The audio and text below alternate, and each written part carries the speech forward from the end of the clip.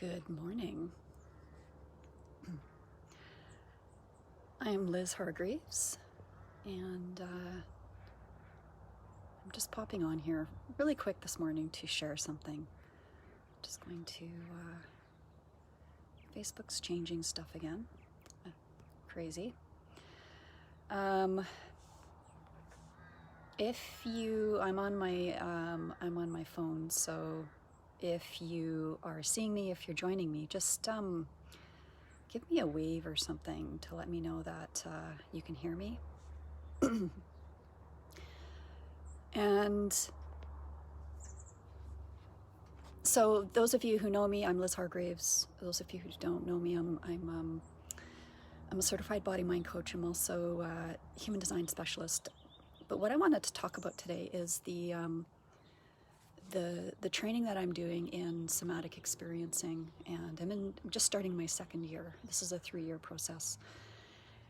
And somatic experiencing is work that was basically coined by Peter Levine a number of years ago, and it's centered around trauma work and understanding resiliency and nervous system regulation. And I find this work absolutely fascinating. It marries very well with body-mind coaching and human design, actually. And so this year, so first year is all about understanding resiliency, understanding the nervous system, and learning how to, we call it, use your SEI. So you start paying attention and bringing awareness to your own nervous system responses. And then you start recognizing the same in others and learning how to co-regulate, learning how to hold a very safe space for people. In the second year, we start talking about, we go deeper into the work and using the same principles from first year, using those SEIs, but actually applying them to traumatic events. And this weekend, we have been learning about catastrophic falls, inescapable attacks, drowning, confinement, things that, concussions, unconsciousness. We're going to be getting into a little bit of anesthesia and going into surgery. And when I first, so this is really interesting, I looked at the information and the material for this weekend, and I was just like, oh man, how am I going to apply this? It's just like, I don't see that come up in, like, I haven't experienced, I've gone mountain biking, you fall off your bike, sure.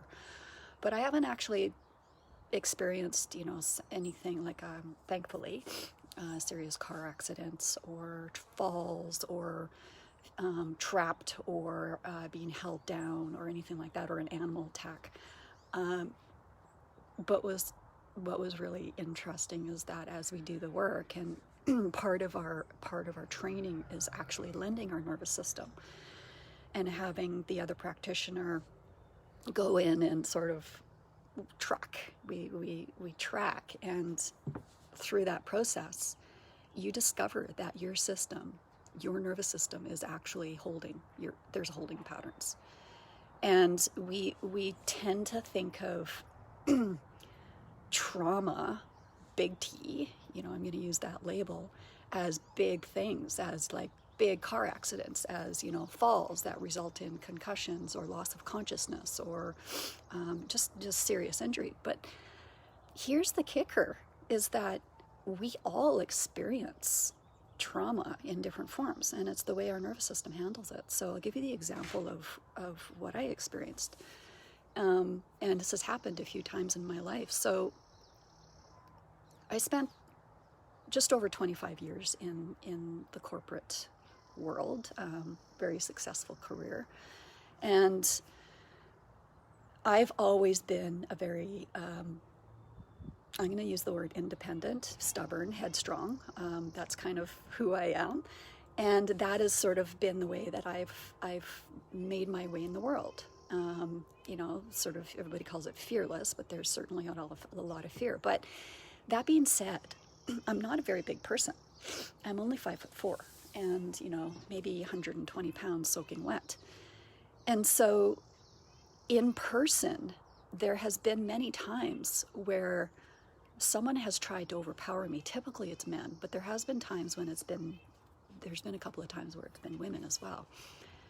And through this exercise of recalling any events that would seem like inescapable events, what came to my mind was times when I've actually been in a closed office with somebody in a power position that has tried to intimidate me, and the feelings that came with that, where I wasn't able to escape. And so you might resonate with this, because this is actually an example of an inescapable attack. Your nervous system, and when you really go through this work and you have somebody guiding you through this work, you start recognizing that your nervous system has been holding on to a fight or flight response for a really, really, really long time. And what happens is we start bringing these memories up, these instances, and your body starts to actually reenact the story. You could be speaking the story, but your body is actually doing something quite different. And what typically happens too is other things start coming up. For instance, for me, it was a couple of times in my life, thankfully only twice that I remember, where I became so angry, I actually don't remember. I kind of gapped out for a period of like a few seconds, 10 seconds, I don't remember. And when we do this work, you start recognizing and the trapped emotions, the trapped sensations in your nervous system, the fight or flight response in survival. And how what was big for me is just slowing down and recognizing that, and going through the actual motions of wanting to fight or push.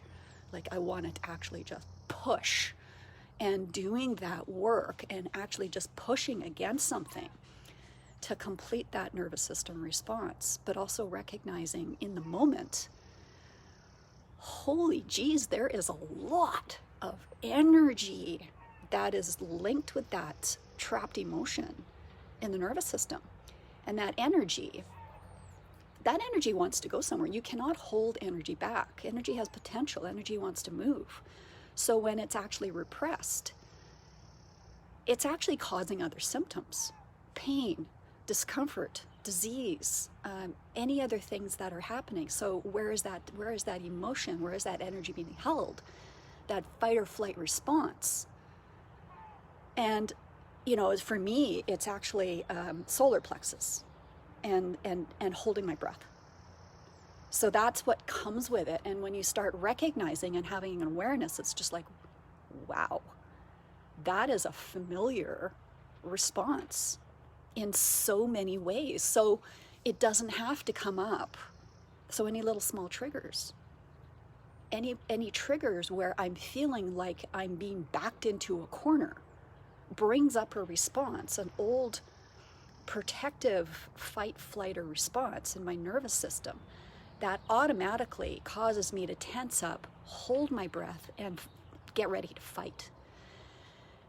And it's not serving me because it's causing tension. It's causing a huge amount of tension and a huge amount of held energy in my body, which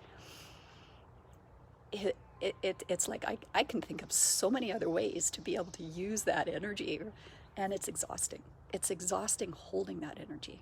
So I'm really curious. So this work is fascinating to me, and as I'm talking, I'm curious if you're listening to this and anything's resonating with you, and if you have any circumstances where you automatically go into a responsive or reactive phase instinctually, and is it familiar? And ask that question. It's just like, does this feel familiar? And is it serving me? Is it a natural response to the situation that I'm in, or the conversation I'm having? Like, what's actually happening? And I'd love to hear what is coming up for you, because I'm going through this whole weekend with a different lens on how I've been responding to things my whole life. And what happens when we do this work is it opens up a lot of other stuff. It's like I use the analogy a lot of, we've all packed stuff away in boxes and put it down in the basement because we weren't able to deal with it at that time. But at some point, the basement becomes a little bit full, and we need to start opening up some of those boxes and getting rid of stuff. It's that sort of weeding, it's getting rid of, cleaning up, decluttering. But the work is hard. The work is, it opens up stuff. And what I'm discovering is that as I'm doing this, as I'm discovering how my nervous system has been in that preparatory fight mode for a really, really, really long time, it's linked to so many other things in my life that it's like, wow. So if I heal this part or complete this response in this area, how is it going to change in all of these other areas of my life? And now I'm kind of going, holy crap, the world as I knew it, my responses as I knew them, me as I knew myself, is shifting. And that's this work. It's the beauty of this work. So it's fascinating. So I'm hoping that this has landed with you at some level. And I love this work. I love talking to people about this work. I love hearing the stories. And I'm good at this. I know that I'm good at this. And I would love to hear about your story. If you want to comment below, or if you don't feel comfortable with that, send me a message. And, I'm happy to jump on a call. We can do this virtually. I have to see you so I can see what's happening in your body. But let's explore this. If you have a curiosity or if you have a question about what I'm talking about these instinctual responses, that you start bringing some awareness to it. Those responses, those reactions seem familiar and repetitive, but they don't align with the situation. Reach out to me. You don't have to be there, and you don't have to do that anymore, but let's work together to see what your new response can be and how that's actually going to change everything else in your life. So anyways, I hope you enjoyed that. And again, just please share, reach out to me. This is what I do, and this is what I love doing. So enjoy, and happy Monday.